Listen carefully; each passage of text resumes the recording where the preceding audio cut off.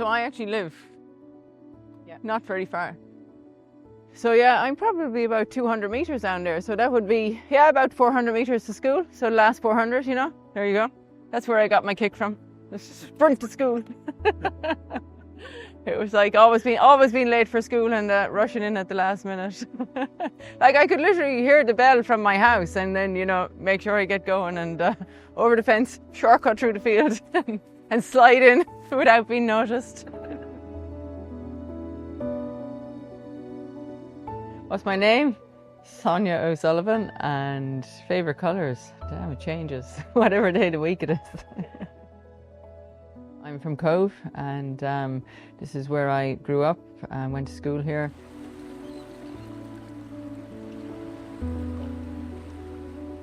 At least it's kind of like an incognito camera, isn't it? It's not quite... Sonia. Oh yeah, how are you? Oh yeah. Oh, there's a statue here. Who's that? Have you seen this? Actually, I was a bit... I'm not sure about that now. Right. I thought maybe I'd just name a street after me would be nice, you know. But then, you know, it gained a lot of momentum and there was a lot of support from everybody in Cobh. That's why it faces this way, so that you can take a picture here and you can have the cathedral behind. But also, if it was facing the other way, which in some ways would make more sense, people would be all standing on the road taking pictures. So we had to switch it around, yeah.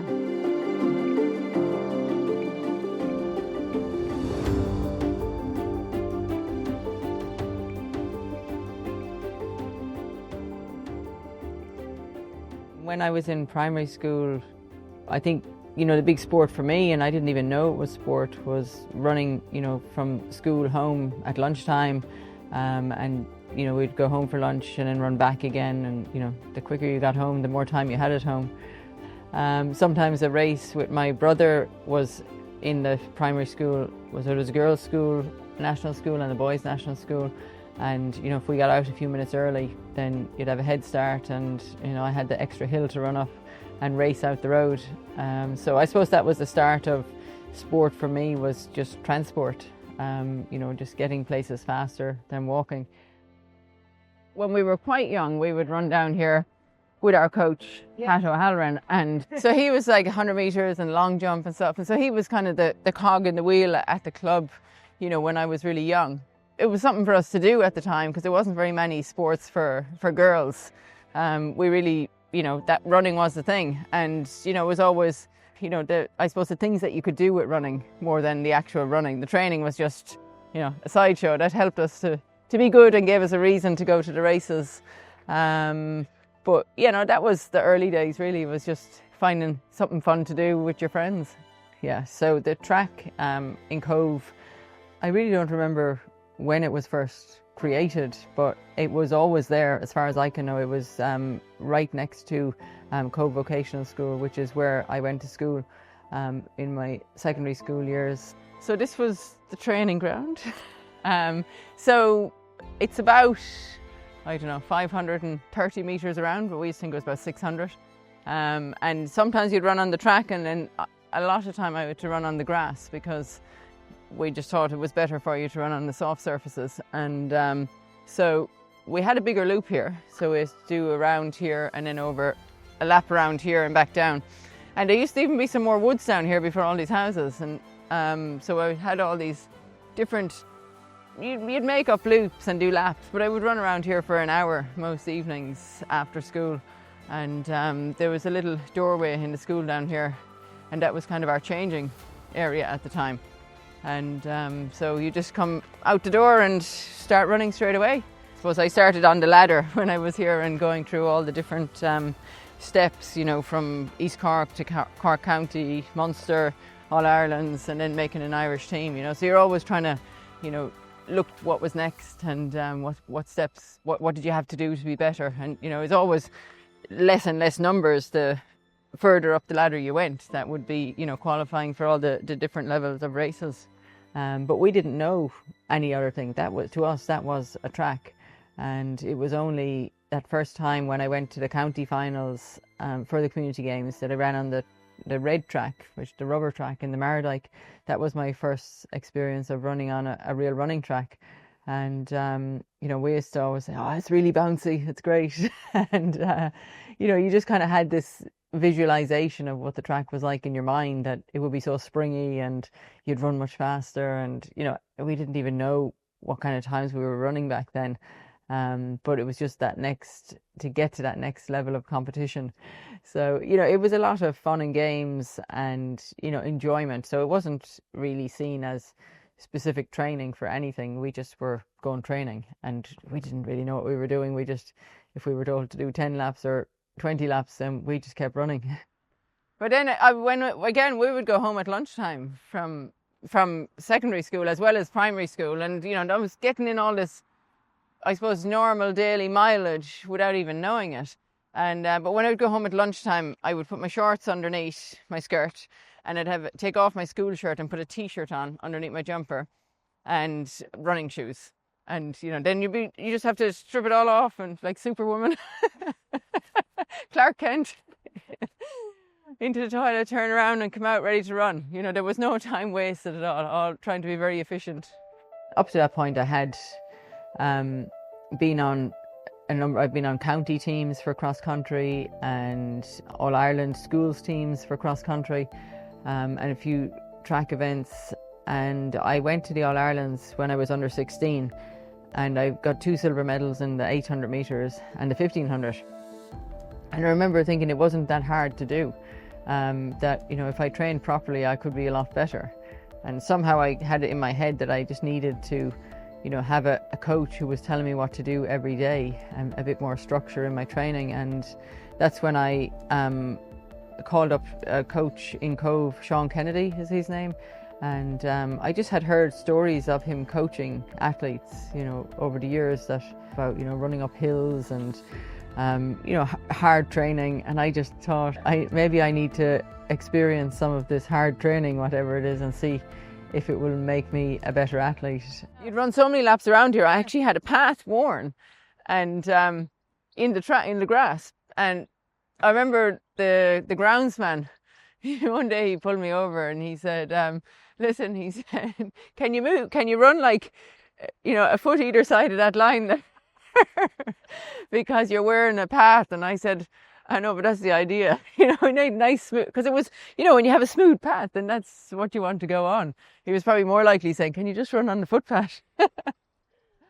But, you know, it was always, I think, my coach, Sean Kennedy, then at the time, he was very much into running on soft surface, and, you know, you'd save your bones and your body, you could, from the wear and tear, just running on soft surface. And so I was obsessed with running on grass, and, you know, probably still am. My first kind of experience of the Olympics was being in a car in 1984, and it was summer holidays, and I can remember hearing commentary on the radio, and it was for Marcus O'Sullivan and Frank O'Mara, who were competing in the Los Angeles Olympics.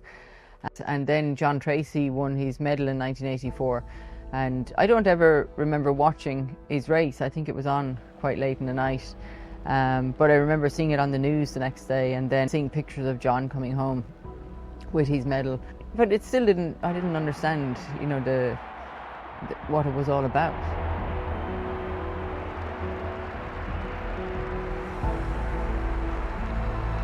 In 1992, when I qualified for the Olympics, so, I mean, the big thing was to get the qualifying time, and then I ran at the national championships, and we were all introduced after the national championships on the field. This was the Irish Olympic team.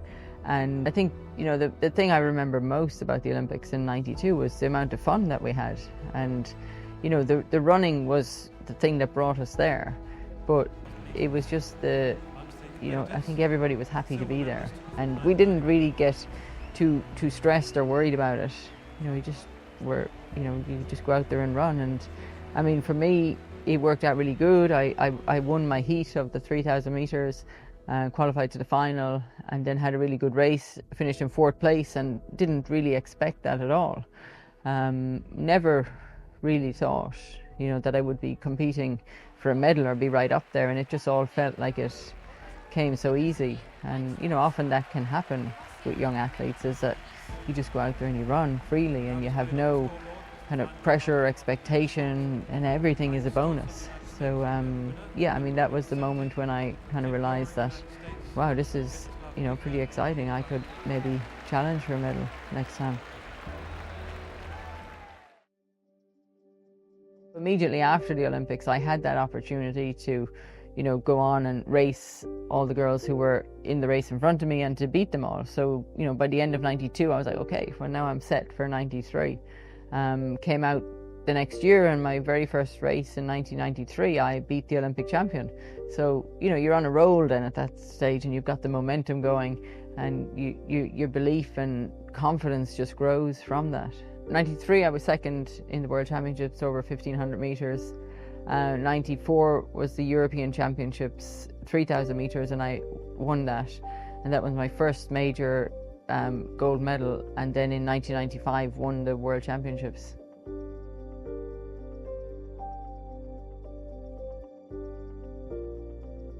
You often see this, like the world champion the year before the Olympics, it doesn't always work out in the Olympics because the expectation is all of a sudden there, and you know, you realise you still have to work for it, you still have to put in the work, and you still have to run the race. You know, the medals, they don't get handed out before the race is run, and so you're kind of always defending that, I think, and maybe I should have been embracing it and you know believing it more than I did, but instead I think, as good as I had been and trained, you just all of a sudden thought that the bar was higher, and that you had to train harder and, you know, be more serious. Everything was a bit more intense, and so maybe for too long. And then, you know, it just kind of overwhelmed me by the time I got to the Olympics, that I'd pretty much gone over the top, and I had my peak, and, you know, ran out of steam, and things just didn't quite work for me. So yeah, then it was like a case of, you know, where do you go from here? I just wasn't running like relaxed. I wasn't enjoying it, and also I think the level of I suppose respect that I had gained for myself over the previous years, I had lost all that. So all of a sudden, athletes didn't respect you as much, so they knew you were beatable. So once they have that in their head, then, you know, you don't have that aura about you that you're going to dominate the races. So I had to, you know, really fight back to get back up to that high level again. There's lots of like ups and downs, you know, throughout your career and throughout the year and the season, and you know, it's never a smooth path, and you're always trying to find a way forward. So after the end of 1997, I cut my season short pretty early. So after World Championships, when I didn't make the final, then I called up my coach and I said, you know, it's like, what am I going to do now? And, you know, straight away he was like, well, I think you need to stop right now and restart. And, you know, what he was really saying was that, you know, you got to do right now what you probably should have done last year. And instead of trying harder to make up for last year, you've actually got to stop and forget about last year, forget about everything that went before that, and start all over again. I decided with my coach, Alan Story, at the time that we would focus on the World Cross Country, which would take place in March. So that was from the World Championships in August. That was, you know, it was a good 7 months away. So there was a lot of time to have a bit of a rest, and then to, you know, take my time coming back and, you know, get myself back up to a high level again, and knowing that, you know, it wasn't going to be easy. The 1998 was the World Cross Country, was a big moment for me, and then the European Championships. I won double gold in the 5,000 and 10,000, so all of a sudden kind of the spring is back in your step again.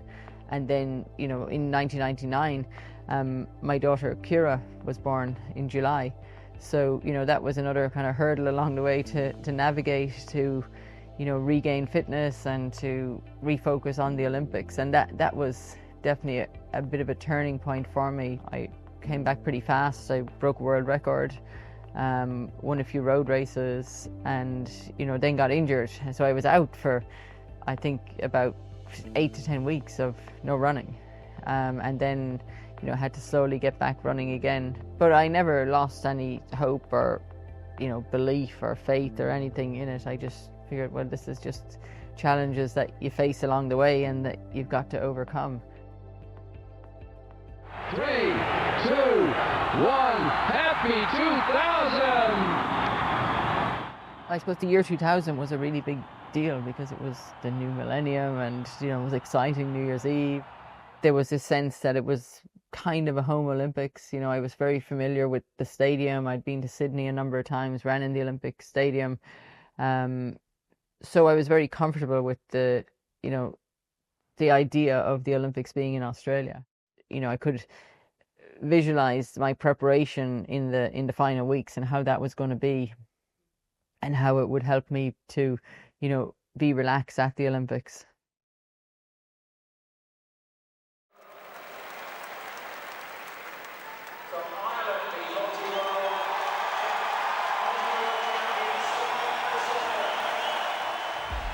Before the Olympics, you definitely have felt that you've prepared as best you can, but you still get nervous when you stand on the start line. I mean, most people will get nervous if they stand on the start line of their local park run. It's all of a sudden you've got to stand still and wait to be allowed to go, and so there's this nervous feeling of, what's going to happen here.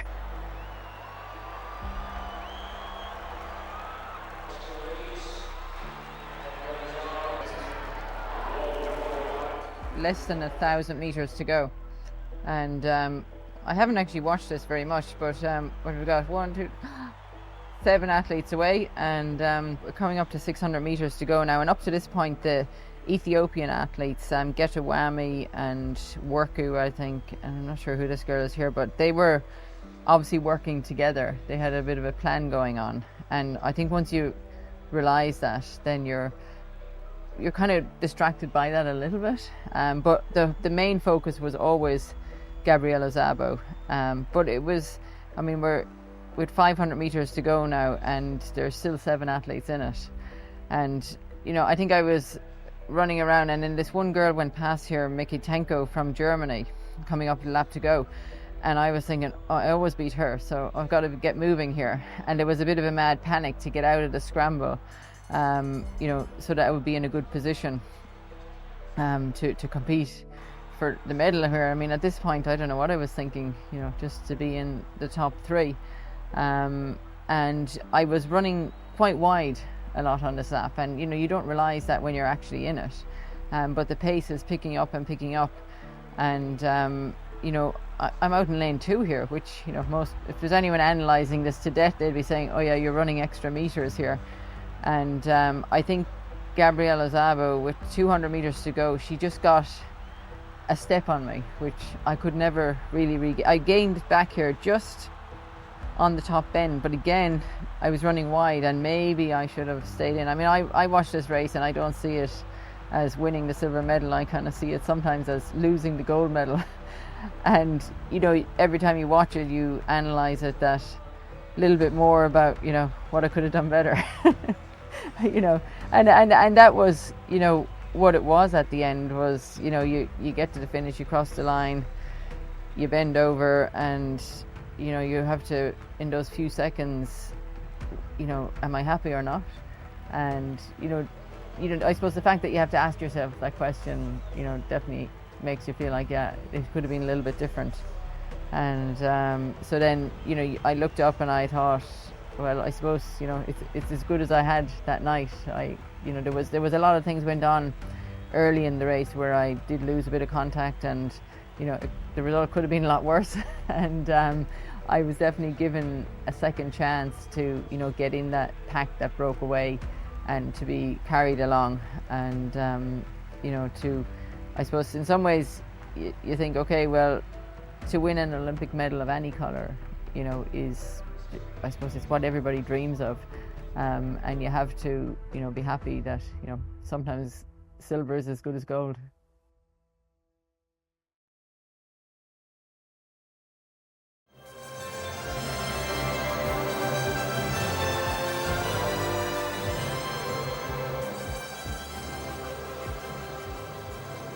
Time seems to go so fast when you're in the race that you've just got to go with it. But then after the race, things can go so slow. There's so much going on. Stopping points along the way before you get to go for your medal. And then eventually they have you in the medal ceremony room, and then you've got to wait to be brought out onto the podium.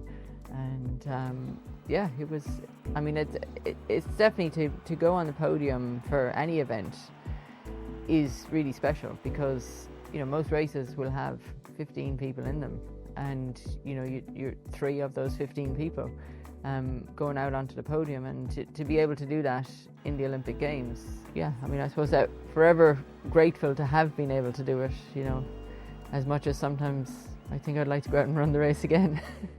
But then I worry if I ran it again, maybe I wouldn't be in that top 3.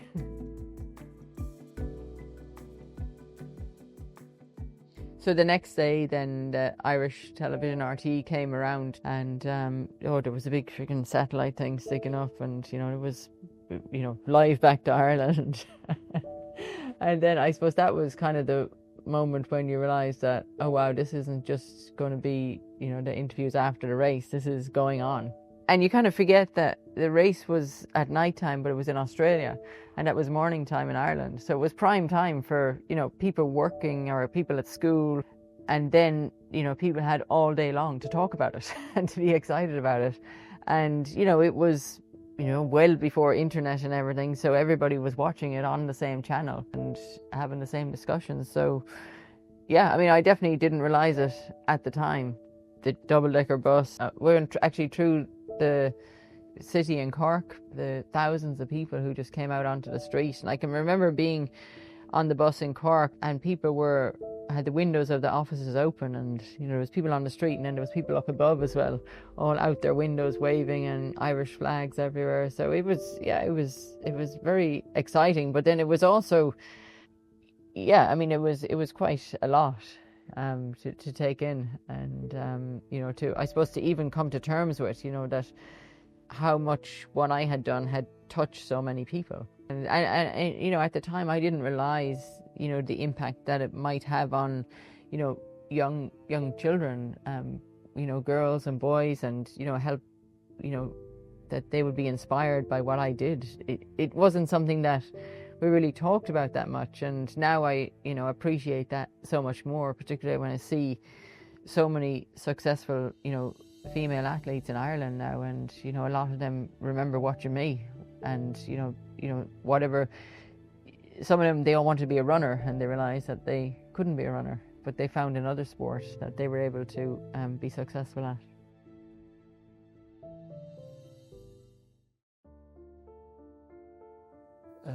I actually remember the year, I don't remember Sonia winning her first medal, but I actually remember I think it was in Athens when she got to the final, but she was sick maybe, and she couldn't, she suffered badly in the final.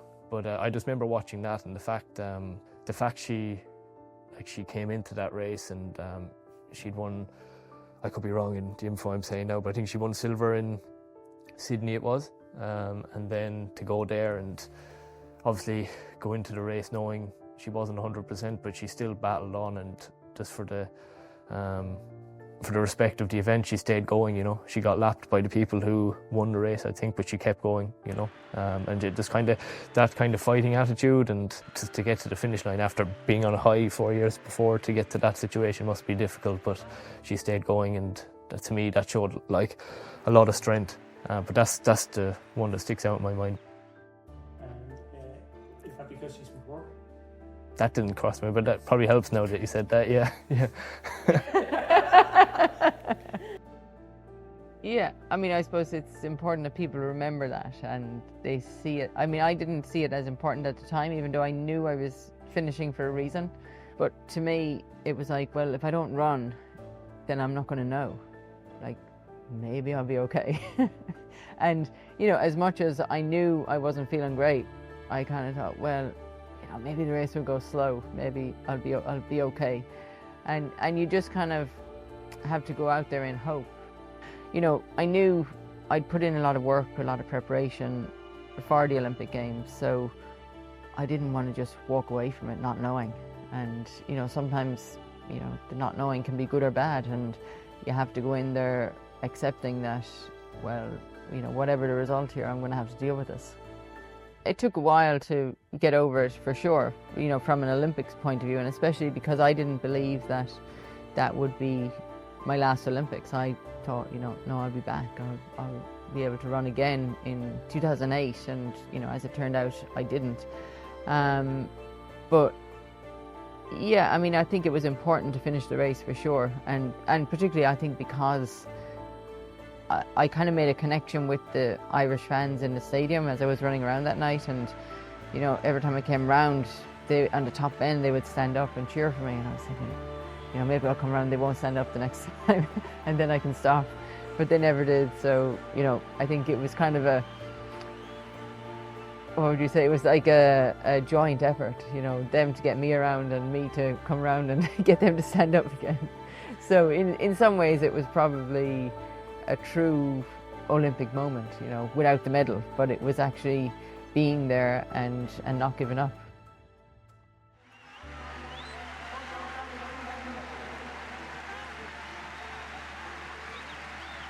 I mean, I think we all have ideals of winning, and you know, we are a high performance sport across all sports in the Olympics, but you know, there's so many Olympic athletes, not everybody can win. So if you're not going to win, then you've still got to do the best that you can, and whatever that result is, then you know, that can define you, and that's part of your life.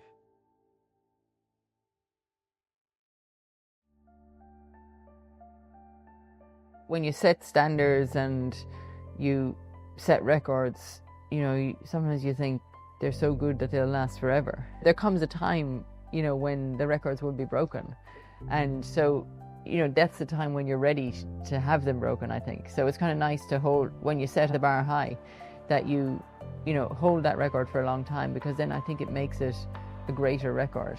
You know, everything changes, and you know, we're all kind of there together.